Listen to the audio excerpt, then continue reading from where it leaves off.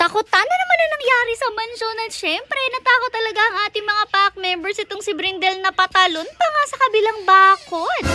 Pero meron rin niyang palaban na talagang nangangagat ng face ng halimaw.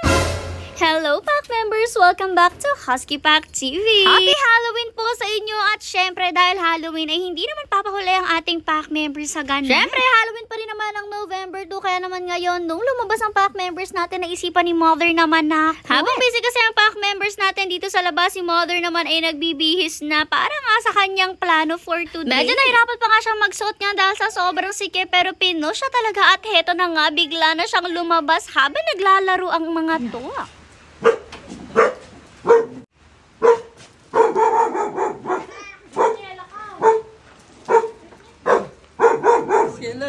O, diba for the takbuhan tuloy sila sino ba namang hindi mapapatakbo dyan ng skeleton na nga ay talagang gorilla face pa. Pero ang pinaka natakot nga sa kanila itong si Brindel na todo takbo talaga at todo tahol rin nga nung time na to. Biglang kinagat. Kinagat bigla. Ay! Kinagat bigla. Ay! Ay! Wait lang, kuhani. Ang pusa, kuhani, si Achichi. At ayun na nga guys, sobrang takot niya, napatalon talaga siya sa kabilang bakod at kita niyo naman medyo kabado na ako nung time na to, halata sa boses ko kasi nga baka makapunta siya kay Achichi. Buti na lang hindi siya doon dumiretso at haya lumayo muna si Mother para makabalik nga ulit siya dito sa labas at for the tahol na ulit siya pagbalik niya dito. Nagsisuksok na lang rin nga sila sa gilid dyan sa sobrang takot pero mostly si Brindel ang talagang tumatahol. Tapos sa si Oreo yung tiyok.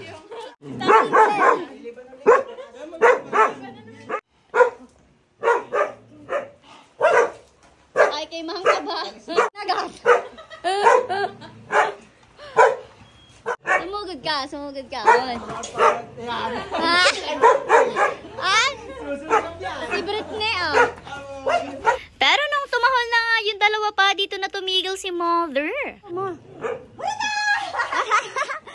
It's a prank! Nakakaloka lang nung mag-reveal na siya ng kanyang face ay saka naman tumakbo si Britney. Parang mas nakakatakot pa yung face ni Mother kaysa sa gorilla face.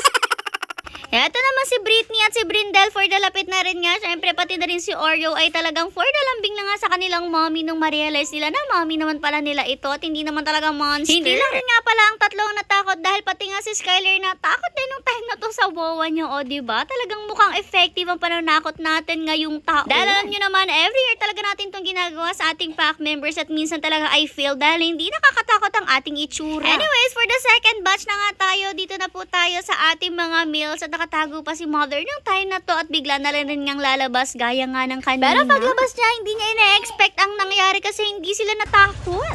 Ay, honey.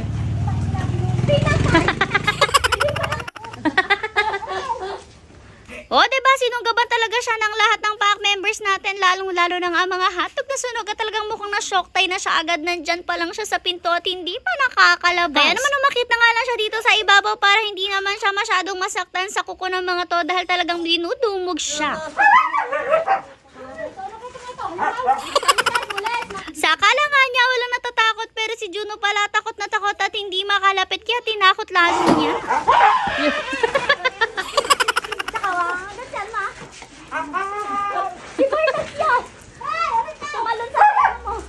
Yun nga lang, talagang may backup si Juno kasi tuwing tinatakot niya si Juno ay talagang pinagkakaguluhan naman siya ng ating mga hotdog na sunog at halos hindi nga siya makagalaw dyan at makapanak. Sa lalaki at sa lalakas ba naman ng mga hotdog na sunog niya ay talagang suko ang monster natin for today's video. Talagang napaakit na nga dyan sa ibabaw at napatanggal ng kanyang costume. Nagiging hiding spot talaga nga niya ay ang ibabaw na yan dahil dyan lang siya safe. Siyempre, dito na nga tayo sa ating batch 2 at medyo iba nga yung ginawa ni Mother nung time na to kasi dito na nga siya pwesto agad sa off-leash area at gugulatin na lang niya ang mga females natin paglabas. Binili rin nga natin na si Chanel ang unang palabasin dahil alam nyo naman siya talaga yung matatakotin sa ating mga females. For dabang na nga si Mother at heto nga ang naganap nung lumabas si Chanel.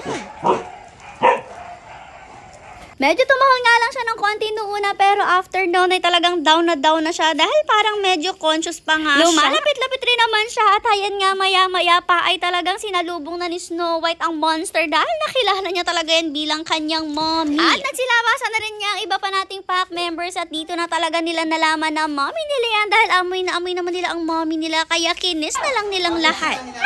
Showtime na!